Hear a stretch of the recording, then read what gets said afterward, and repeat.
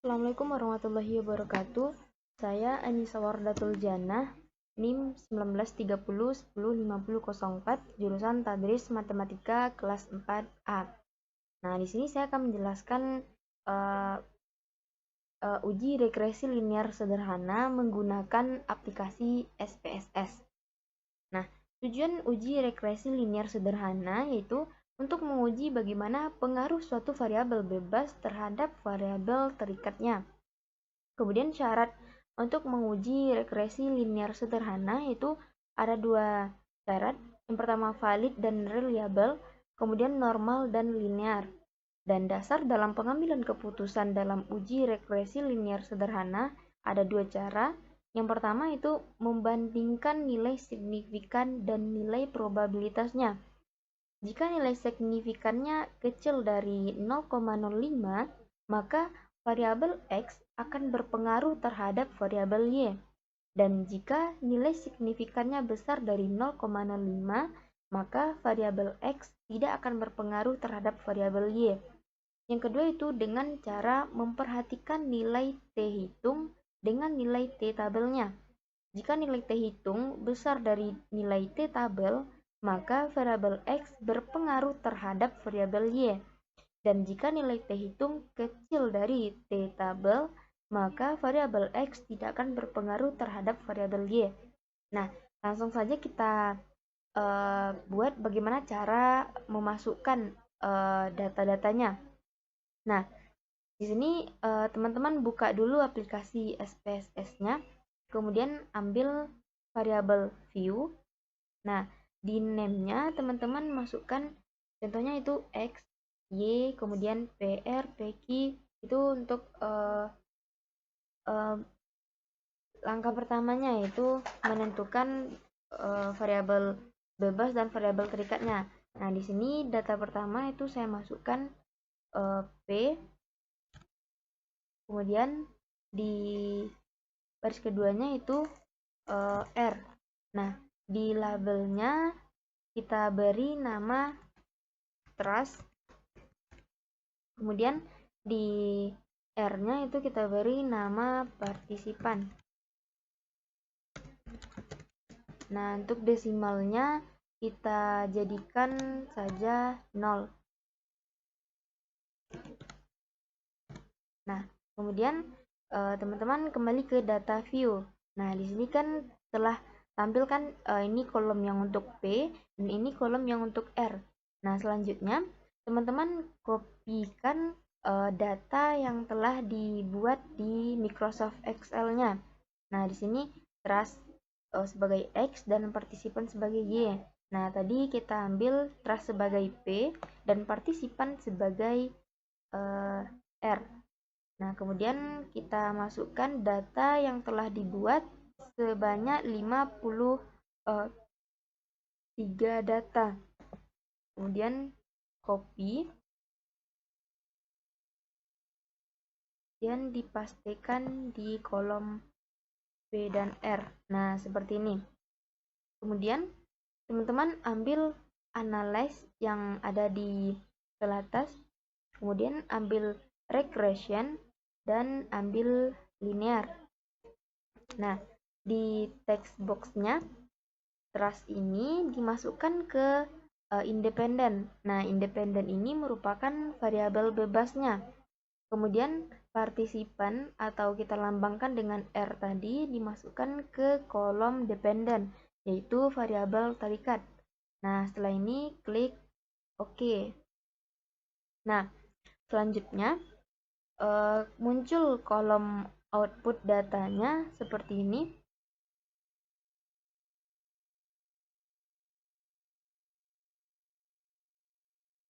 Nah, selanjutnya kita akan membaca bagaimana cara membaca data output yang telah kita buat tadi.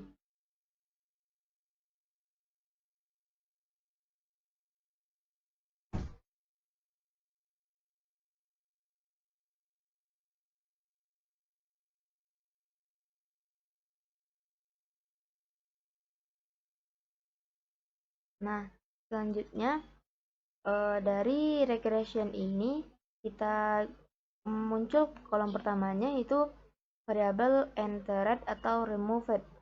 Nah, di sini kan ada tuh variabel entered-nya itu trust. Nah, trust ini sebagai variabel bebas atau independen. Nah, seperti yang telah kita masukkan di data view-nya tadi dengan menggunakan metode enter. Nah, untuk model summary-nya, nah di model summary-nya ini kita bisa menentukan seberapa kuat sih pengaruh variabel bebas terhadap variabel terikatnya. Nah, kita baca di sini di mana nilai R-nya itu nilai korelasinya yaitu 0,511. Nah, maka diperoleh nilai R square atau determinansinya itu sebesar 0,262. Nah, melalui dua nilai ini, maka kita bisa langsung menentukan seberapa kuat sih pengaruh variabel bebas terhadap variabel terikatnya. Nah, artinya, di sini pengaruh variabel bebas terhadap variabel terikatnya itu sebesar 26,2%. Itu diambil dari nilai R squared-nya. Kita jadikan sebagai persen. Selanjutnya itu di kolom ANOVA. Di kolom ANOVA, teman-teman lihat pada nilai F-nya. Nah, di sini nilai F hitungnya yaitu bernilai 18,070. Nah, dengan tingkat signifikansinya itu sebesar 0,000. Nah, ini kan 0,00 berarti kecil dari 0,05. 0,05 ini merupakan nilai signifikan yang telah ditetapkan. Nah, sehingga ketika nilai 0,005 kecil dari 0,05, maka model regresinya itu dapat kita gunakan, yaitu dengan melihat pengaruh variabel bebas terhadap variabel terikatnya, seperti syarat yang telah dijelaskan pada awalnya tadi.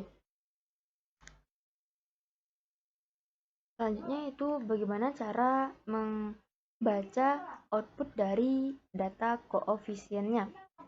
Nah, di sini kan diperoleh itu nilai signifikannya tadi kan 0,000 kecil dari 0,05. Nah, berdasarkan syarat yang telah kita bacakan di awal tadi, jika nilai signifikannya kecil dari 0,05 berarti secara otomatis ada pengaruh dari variabel X terhadap variabel Y-nya. Nah, di sini di kolom B-nya itu nilai konstan itu 13,361 dan nilai trust-nya 0,345. Nah, di sini nilai konstannya kita misalkan dengan A untuk mencari persamaan dari regresi linearnya, dan trust-nya kita misalkan dengan B. Nah, persamaan regresi linearnya itu Y sama dengan A ditambah BX. Nah, kita masukkan di sini nilai A-nya. A-nya 13,361 ditambah B-nya 0,345X. Nah, seperti itu. Nah, dari persamaan ini kita ambil kesimpulan bahwa 13,361 ini merupakan nilai konsisten variabel partisipasinya. Kemudian yang koefisien regresi X sebesar 0,345 ini menyatakan bahwa setiap penambahan 1% dari nilai trust, maka nilai partisipannya akan bertambah sebanyak 0,345. Nah, ini menyatakan bahwa bagaimana hubungan antara variabel X dengan variabel Y-nya, yaitu nilai trust dan nilai partisipannya. Nah, ketika nilai trust kita tambahkan, maka secara otomatis partisipannya kan juga ikut bertambah gitu. Nah, karena koefisien regresinya bernilai positif, maka arah pengaruh dari variabel X terhadap variabel Y yaitu bernilai positif. Nah, berdasarkan nilai T, diketahui bahwa T hitungnya yaitu pada baris kedua di trust. trust, T hitungnya itu 4,251. Nah, 4,251 ini besar dari nilai T tabelnya. Yang kita dapatkan itu 2,007. Sehingga variabel ini menyatakan lagi bahwa variabel terikatnya berpengaruh terhadap variabel bebas. Nah, untuk menentukan nilai T-nya tadi, bagaimana bisa didapat 2,007? Maka ini bisa teman-teman dengan rumus alfa per 2 dibanding N dikurang K dikurang 1. Nah, N ini merupakan berapa banyak data yang kita masukkan tadi. Nah, tadi kan kita menggunakan data sebanyak 53. Kemudian K-nya 1, kemudian dikurang dengan 1. Nah, nilai NK dan 1 ini bisa dilihat di tabel ANOVA-nya.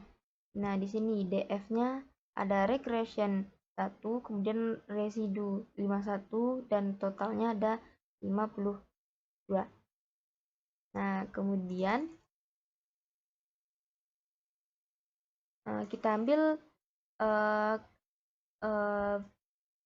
nilai T tabelnya itu kita lihat dari T tabel yang telah ditetapkan.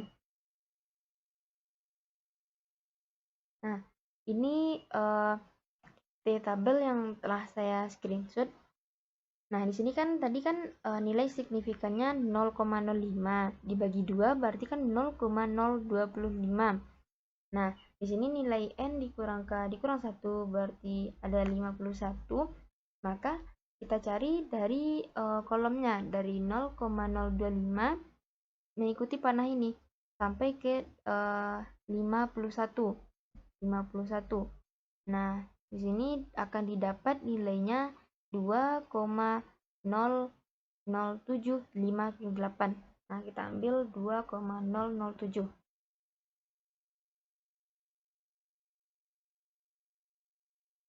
Nah, dari data-data yang telah kita masukkan, dari data output yang telah keluar juga, dan bagaimana cara menentukannya atau cara membacanya, kita dapat mengetahui apakah suatu variabel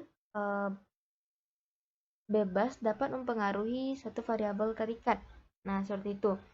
Nah, jadi kesimpulannya bahwa dari 53 data yang kita masukkan membuktikan ada pengaruh dari variabel bebas atau trust-nya terhadap variabel terikat atau partisipannya.